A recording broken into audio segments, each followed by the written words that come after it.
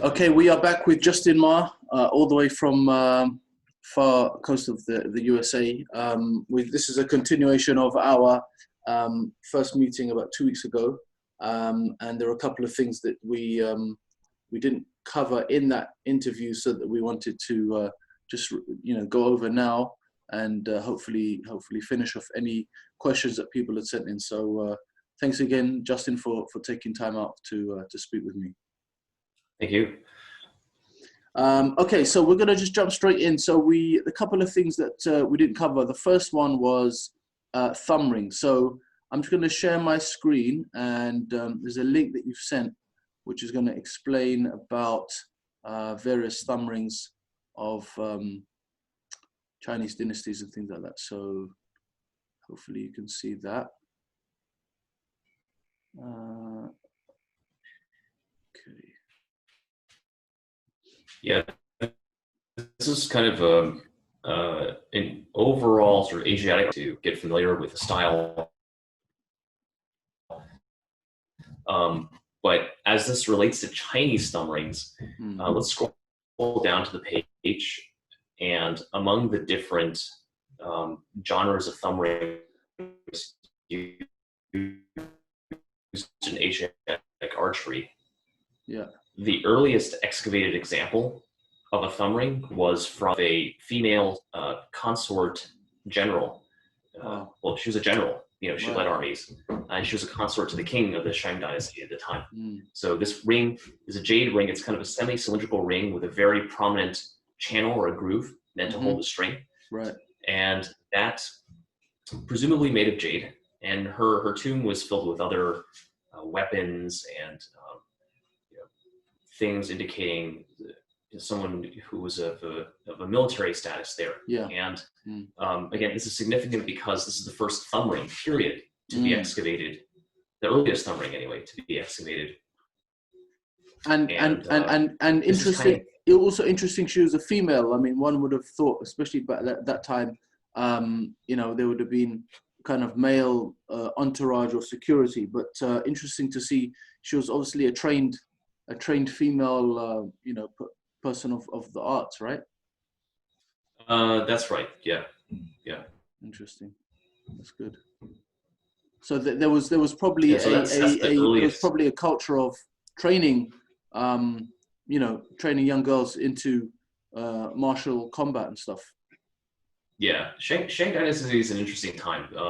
So it's the period of time that preceded the Zhou dynasty. I want to say that Shang dynasty started in the middle second millennium BC and ended sort of the early first millennium BC, and because it was supplanted by the Zhou dynasty. But the Shang dynasty, they're kind of known for like human sacrifices as well. So it's kind of it's an interesting society, to say the least. Okay. And then I think a very well-known one is these kind of just cylindrical rings.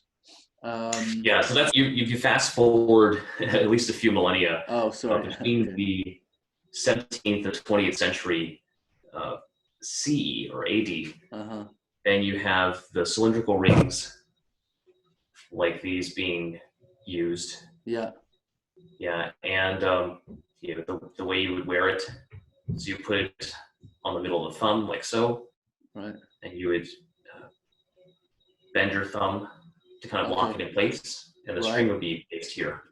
I'm going to confess, I have not mastered the use of this style of ring. Yeah. I think what makes it difficult to use is that modern strings are very thin.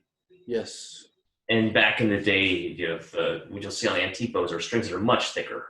So you're not going to get, crazy pinch with a very thick string. Yeah.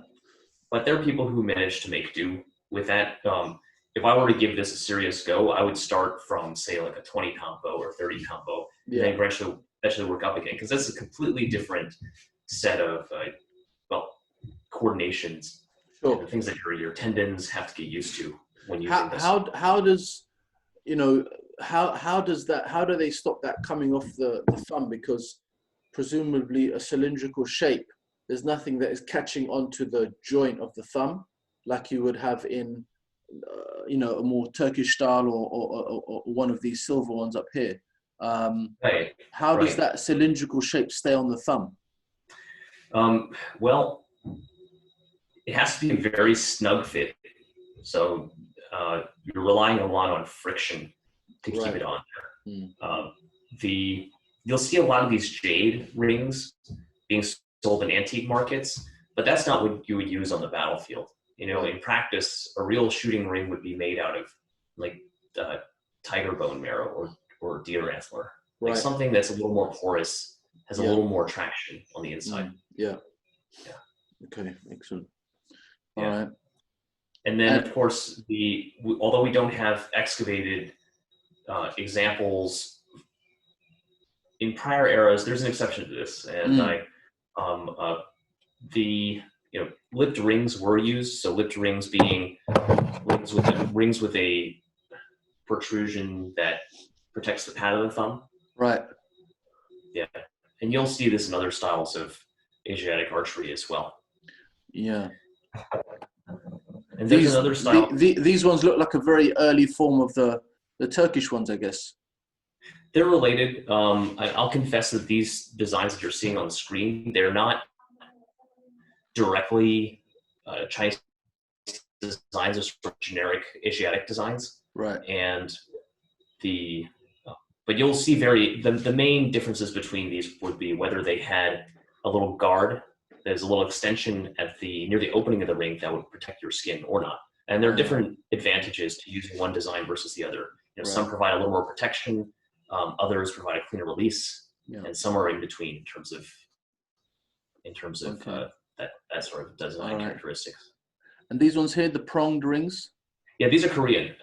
So you don't see these being used in the Chinese sphere, but I included in this article since it's kind of covering Asiatic archery in general.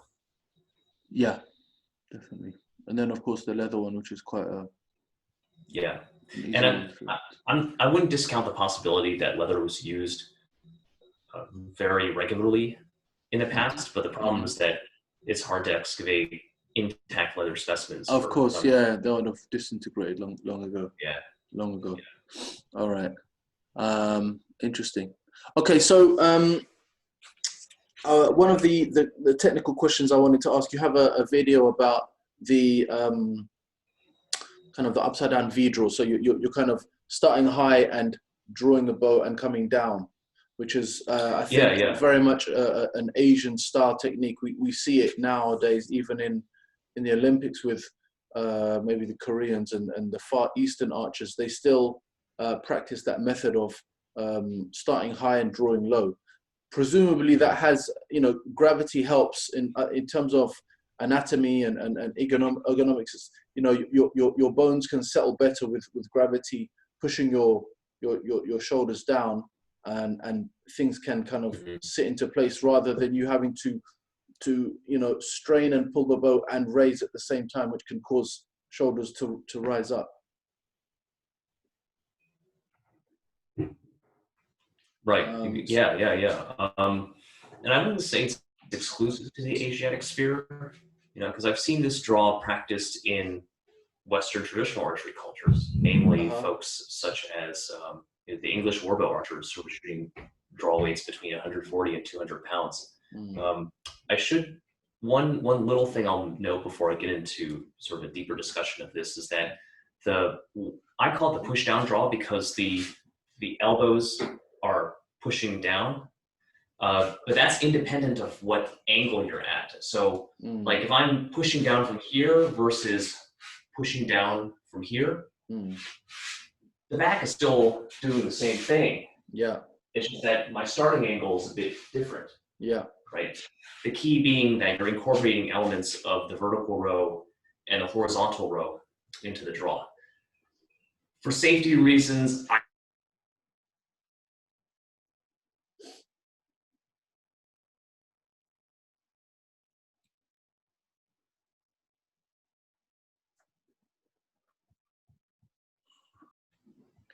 Sorry, we just cut out there. So yeah, you said for safety reasons.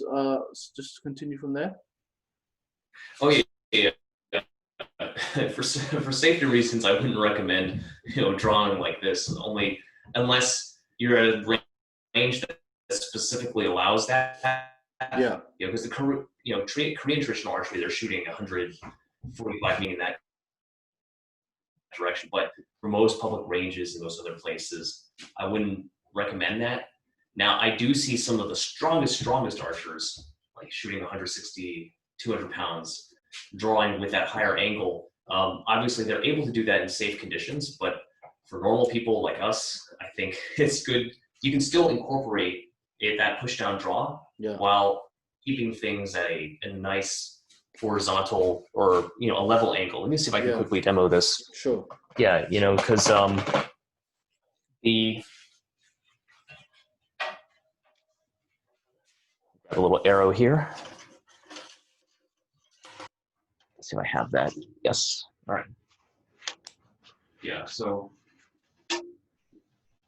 again, not so polite starting out here in most cases, but you can still incorporate elements of the vertical row and the horizontal row while keeping the arrow at a level angle here. Yeah. Like so. Right.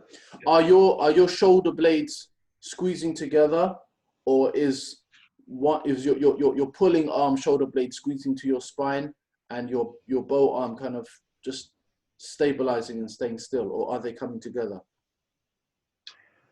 It's a little of both, because initially when I'm trying to get that bow shoulder blade settled, there is going to be scapular depression, that is the pressing down of the shoulder blade, scapular downward rotation, that is the rotating of the shoulder blade towards the spine like this. Yeah. In addition to retraction of the shoulder blade, which is bringing it, just sliding it towards the spine. Those different motions combined, like you need that to kind of stabilize the bow shoulder in the first place. But the muscles involved with that, primarily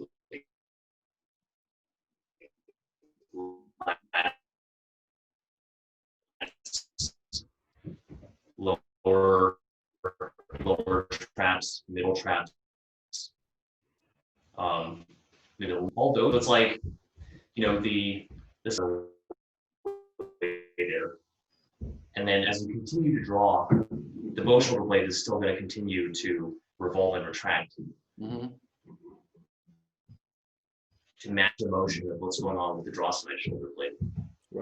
Right. Yeah. So it's a bit of both there. Interesting. Yeah. And how important is the stance in Chinese archery? I know in some of the images we were seeing last time, there's a slight lean into the shot before they're pulling, and I guess if we compare to Olympic archery, they have like your normal square stance, so your feet are parallel, your toes are in line with the target, and then you have a slightly open stance, or you can have a closed stance. So is there anything different in Chinese archery per se to help pull those heavy bows? So when two things come to mind, one has to do with what's the initial angle of the torso. And that's one aspect of the answer that I would provide to that question. The second aspect has to do with the angle of the feet relative to the target. And so those are two separate elements there. So when I mentioned that the high draw wasn't so polite, the thing is, if you want to get both sides of the back muscle to exert evenly, like so, then the arms look like this. Right. Now, if I bend my elbow, my back's still doing the same thing. Right. And then if I extend my right arm, guess what? I'm aiming up. But this is when my torso is upright. So if I can just take the same back action and just, like the turret of a tank, kind of angle it down a bit, then I can maintain full symmetric use of the back muscles while being able to shoot at a level target. Right. Because so it looks asymmetric, but it's not really asymmetric there. So So that's that's why you're just engaging the waist and giving it a slight tilt, but your upper body is still kind of fixed. yeah. Well, or rather, yeah, like the upper body motion is the same, but I'm just changing the initial angle of the torso here. Yeah. I mean, I can be suspended from the ceiling, and I'd still be trying to. That motion is going to be the same. Mm. Right? Or if I was, kind of in some other strange angle. Yeah. I think, yeah, people have to be able to separate it, the idea of what's the initial angle of the torso versus what are the muscles themselves doing, independent of that initial angle of the torso and the waist. Yeah, I think it's it's possibly similar to field archers when they have to shoot up a hill or down a gradient.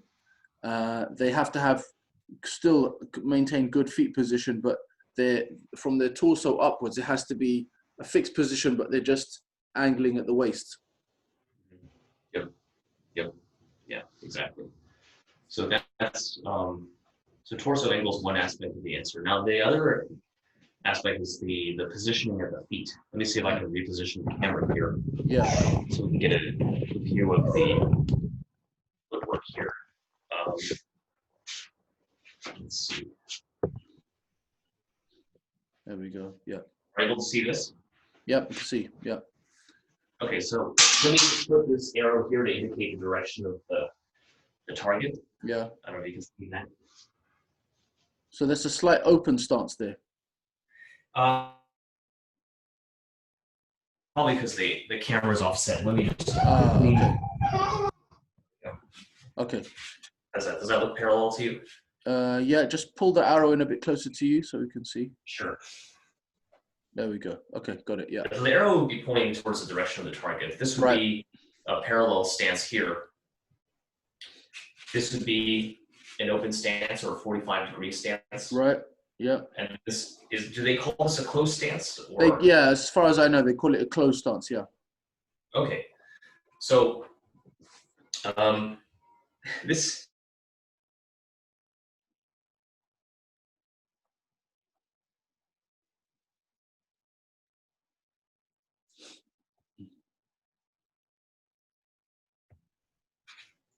Sounds good.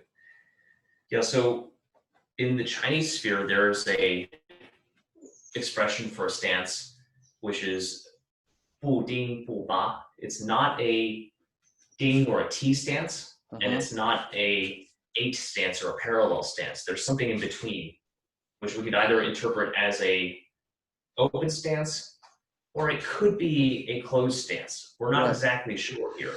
The reason is because there are actually paintings from the Ming Dynasty where you've got people in a closed stance. And the advantage of that, the closed stance here, is that by turning this way, you're predisposing your bow side to have a more retracted scapula like this. Yeah. So you can see how that can help with shooting heavier bows, right? Because then you've already kind of pre-loaded your bow arm, shoulder at least, to be closer to your spine.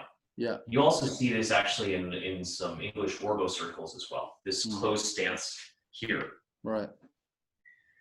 But again, there's some discussion about that. This is me personally. I prefer the open or the more frontal stance. Yeah. The reason being that what I find is that for settling the bow shoulder, the medial rotation of the humerus is pretty critical in sort of locking the bow shoulder down, in addition to scapular depression and retraction. But this medial rotation of the upper arm of the elbow is important, and it's easier to do that when I'm in a more frontal stance. Right. Okay. And so I think which one is it? Is this Bu Ding Bu Ba Chinese description of a stance? Is it this or is it that? I think it's open for discussion. And whether you choose an open stance or a closed stance, I think depends on where are your anatomical weaknesses or strengths. Right? If you find it easy to retract your shoulder blade, but you find it hard to do that medial rotation, maybe you should have a more frontal open stance. Right. If you have a hard time doing scapular retraction ahead of time, then you should probably adopt a more reverse or a closed stance. Yeah. Like that. So there's, I think that's one of those things where I think there's a personal preference element there. Yeah. Now, there's that aspect of it, but then if you want to take this discussion, up another level, if you're riding on a horse, you don't get the luxury of saying, well, I only want to shoot things in this direction. Exactly. Or I only want to shoot things in that direction. You have to adapt, right? Yes, correct. Now with stirrups, you've got a little leeway.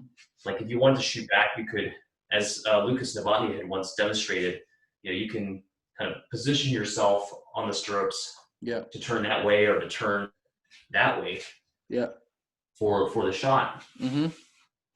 But in general, you can't,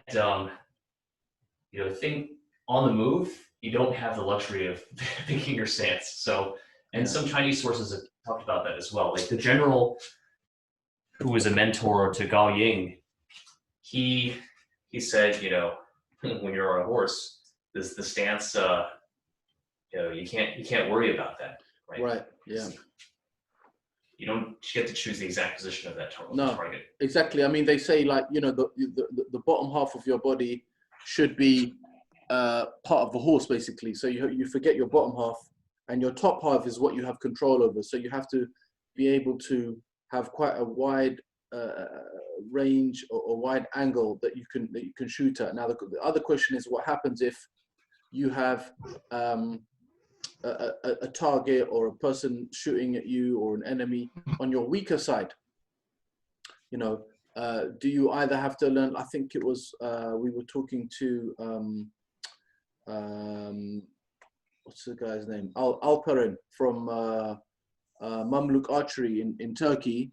He was saying that the Janissaries or the Sipahis would learn ambidextrous archery. So they would have to learn right and left-handed shooting, so that if someone did turn up on their weaker side, rather than having to turn their body like all the way over, which is quite difficult, and trying to come over the neck of the horse, you could just swap the bow into your weaker hand and shoot that way. Is there any evidence that the Chinese archers were also ambidextrous like that? I've seen a short reference in a Ming Dynasty source saying that it would be nice to shoot on the other side. And I'm sure that there are some other references to ambidextrous shooting sprinkled throughout as well, but I don't get a clear sense of how many people were actually able to do that. Sure. I mean, I practice ambidextrous only because I find it helps with balancing my strength, and so that I don't become totally like this on one side. Yeah. But yeah, it was done. To what extent, I'm not sure. Okay. All right. That's interesting. But yeah, I mean, on a horse, it's a totally different thing. Moving on to that, is there clearly there is evidence that Chinese were horse archers, right? Oh yeah. And they were certainly proficient in that. Did they pass that down to, I guess, the Mongols, or the Mongols were totally separate? I would say that the nomadic peoples had their own tradition of horse archery for a long time. Early on in the Chinese sphere, I mentioned in part one that I want to say it's the 3rd or 4th century BC, the king of Zhao was one of the states during the Warring States period. It had 7 different countries that were part of quote unquote China. And they wanted to reform their military. They adopted nomad tactics of horse archery, of light cavalry, riding on the horse and shooting the bow, wearing things like pants as opposed to the robes, right? Yeah. Horse. So that's when it started to enter the Chinese sphere, became more incorporated towards the end of the Han Dynasty, 2nd, 3rd century AD. First evidence of Paris stirrups in the world was from the Jin dynasty. So that's like the 4th or the 5th century. Yeah. Yeah, both in artwork and also actually excavated specimens of stirrups there. So it was definitely becoming more and more incorporated. And as far as its role in the military, yeah, like you would have, depending on the period, they would use either more foot archers or more horse archers, but both were definitely incorporated into the Chinese military. For example, you'll see references from the Song dynasty. This is from 10th through 13th century AD, where you have these pictures of formations. Sometimes they would be formations of foot archers, led by a row of spears in front, or formations of horse archers. Right. That are sort of more spaced apart. So depending on the situation, you would use one or the other. Yeah. Would they, presumably, whether they were foot archers or horse archers, they're still using these long Chinese bows?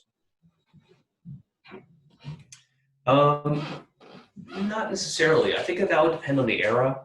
And Chinese bows, they definitely ran the gamut in terms of size. Like you would have maybe short-ish bows,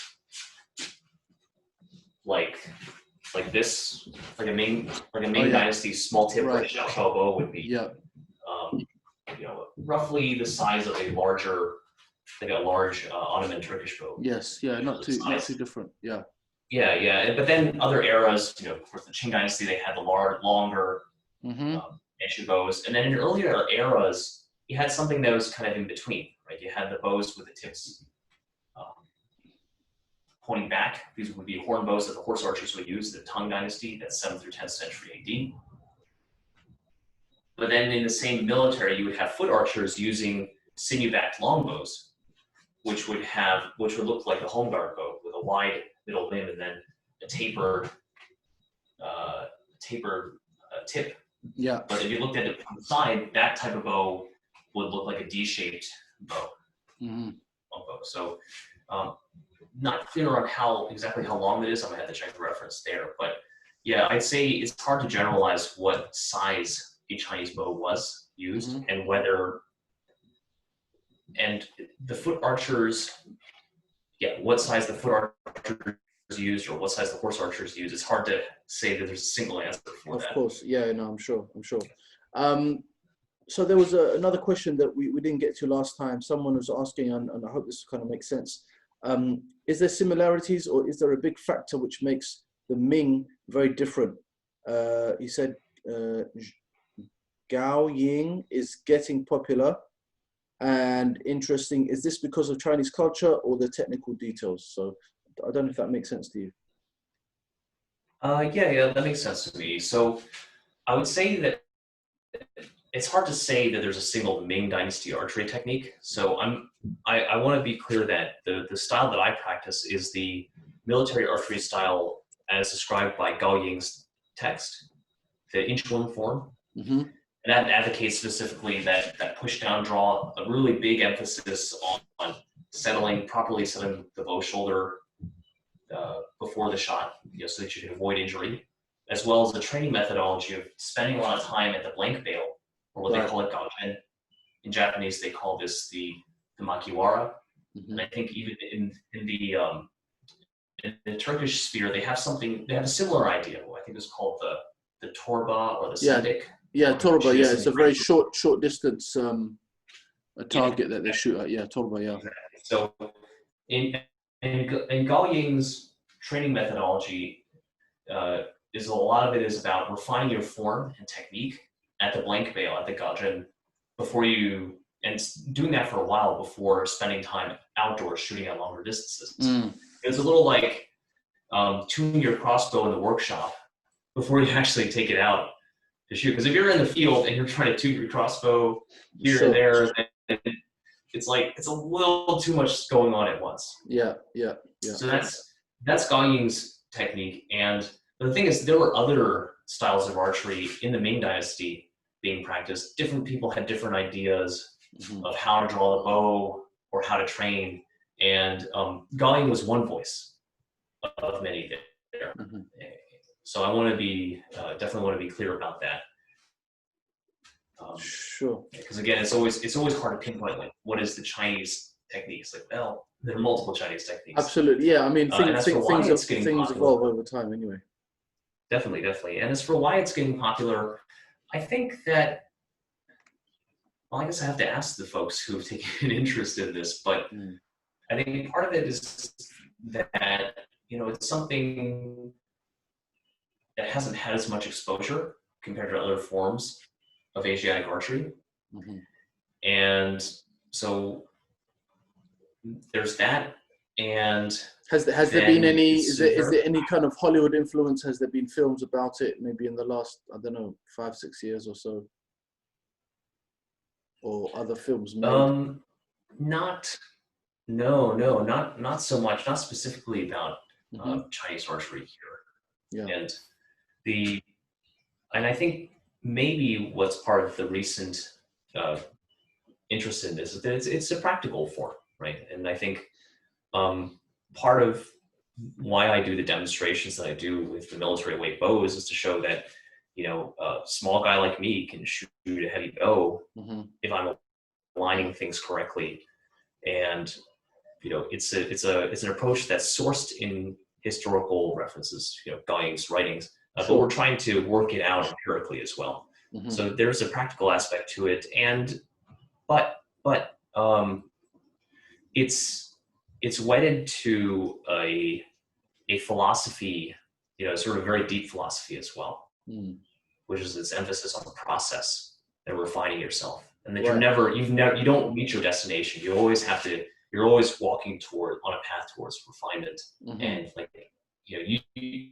when you think you've made it, you're like, oh wait, no, I still have to work on this, I still have to work on that, or you have a new realization about this. There is no destination.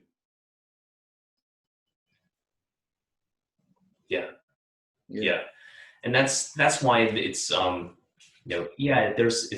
it's a technical archery pursuit, it's a technical athletic pursuit, but it's got a deep philosophical, cultural root to it as well. And it's Chinese in the sense that you're trying to like cultivate yourself to be a better person towards refinement. But then I hope that through that people can see connections between that and their and even if they're not Chinese, so they can see connections to that and their own culture as well. Yeah. I think so. It's the appeal of Chinese culture and the fact that it has commonalities with other cultures as well. Sure, definitely. Okay, we're gonna just maybe wrap up this session. We've got a couple of kind of quick fire questions that we ask each person. So just kind of off the bat, do you prefer, some of the questions might be quite obvious, but laminate or composite bows to shoot? Ooh. If it was just about speed and predictability, I would just use a laminated bow. Easier to string up, you don't have to, and it's predictable. It's like a machine, right? But with the composite, you're like dealing with a living creature, and the experience is a little more intimate because you string it up, you have to adjust it. It has its own personality, and when you shoot with it, there's definitely less. It has a more sort of softer, organic feel. Well, you can, at least in my experience, like I can shoot lighter arrows with these composites compared to the equivalent laminated bow. Of course, it's organic materials, they absorb vibration. A little more, there's sort of a more spiritual connection to it. Sure. For lack of a better word. Absolutely. There's obviously. So it's a natural natural materials. They have more of a natural connection. Okay. The next question was more maybe for horseback archer. I'm not sure if it might relate here, but we were asking people what is their favorite track shoot on. You know, in the horse archery world, you have different tracks that you can shoot on. So they have the Korean track. You have the Polish track, or what they call the hunting track. You have the Turkish. You have the kabak, things like that. I don't know if that is a question that might be relevant for yourself. I am speaking as someone who has not shot a bow and arrow from a horse, but you know, I think that as from a purely spectator point of view, I think the most impressive track that I've seen was the field archery track, where it's like a field archery course, but you're on a horse. Right. And so you're shooting this direction, that direction, behind a tree. Yes. There. It's very spontaneous, and Yeah. there's a very inspiring video that was taken like from a helmet of Emil Eriksson from Sweden. Yeah. So he's top there, you know, and I was like, whoa, that is very, that seems like when you see that, you feel like you're being transported to the scene of a battle right there. Definitely. Right? Because things are chaotic. It's not orderly, like, Mm-hmm. oh, all the enemies are on a single track on the left side, or is circle. No, it's like, it's chaos, right? It's random. Yeah, absolutely. Beware. Exactly. So that would be my favorite to watch, at least the whole field archery, the horse archery field course. Yeah, I think they call it. It was originally called the Polish track, but then they call it the hunting track now, because it's kind of like a realistic situation where an animal could be on your left, your right, in front of you, and you know you're hunting it. So that's definitely that's a very exciting course to ride and also to watch. Okay, in terms of arrows, wood or carbon?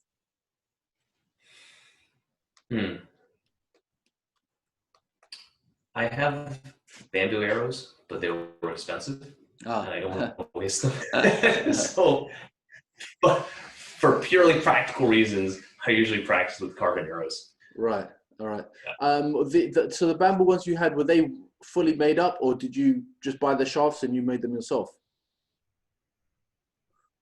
They were made from scratch fully. Yap Coca Dryer, a friend of mine who co-organizes the Chinese archery program yearly at his bamboo farm.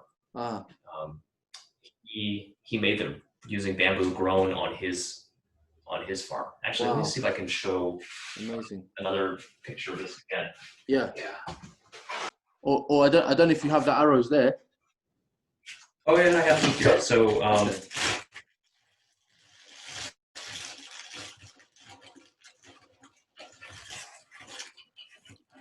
Yeah, so I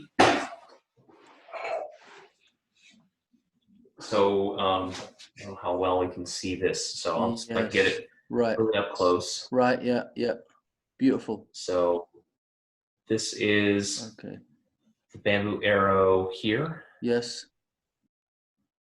Fletching. Beautiful. It's got it's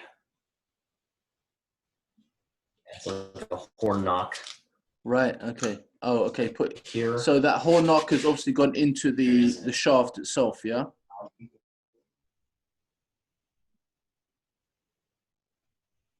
That's right. He's on his farm, hand straightens them. There's a whole process. He, and his wife Kay Coca-Dryer, who is a very well published traditional archery author, they wrote a book about bamboo arrow making. And among the things they do, they'll heat it, they'll straighten it, and you have to kind of shape the nodes a little bit, but not too much, in order to smooth things out. And it's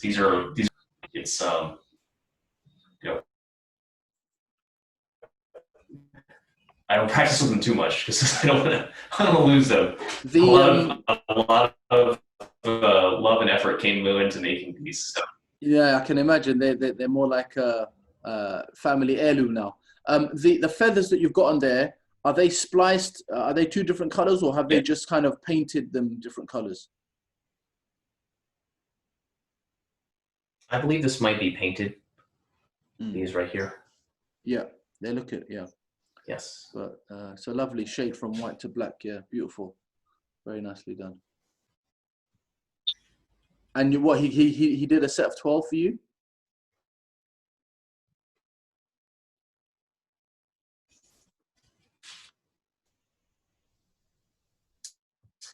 That's correct. Yeah.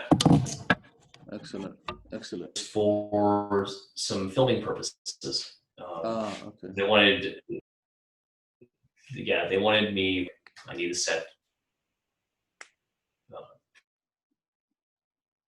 for filming, and yeah, that's part of why I acquired them. Excellent. Okay, so the last question is a bit of a fun question. You know, theoretically speaking, if you were able to travel back in time to a particular era, a time, a period, you know, of archery, what would that time be?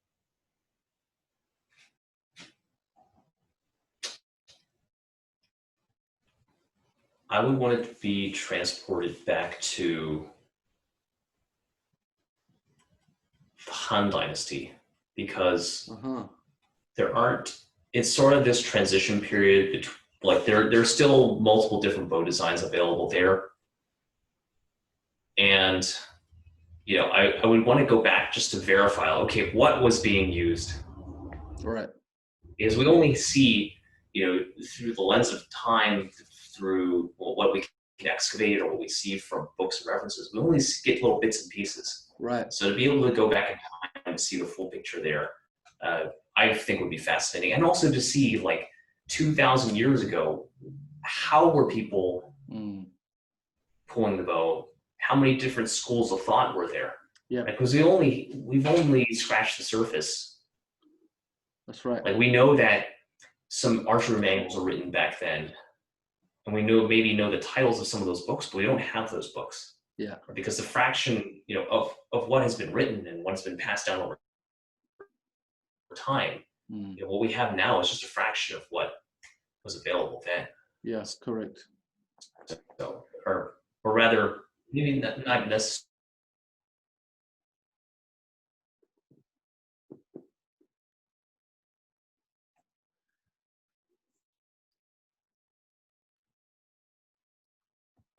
Yeah. Okay. Yeah. No, I agree. I think you know, we asked that question to kind of everyone who's been interviewed, and they all give a very interesting answer. I think to be able to go back and see how these methods were actually practiced, it would kind of bring these books alive, and to see how you know, the bows were made and how they were pulled and different techniques and just how these people lived would just be amazing. But we appreciate people like yourself who are, you know, maintaining this tradition and maintaining your own traditional culture and enriching the lives of the traditional archery world as a whole. So I think that probably wraps up this session this second meeting that we've had. We've covered most of the questions that people have sent in. So I'd just like to thank you again, Justin, for giving up of your time. I know you're a busy guy. You have a young family, and just for all of the knowledge that you've given so freely, I hope that these videos will be a resource for people, you know, at some point in the future as well.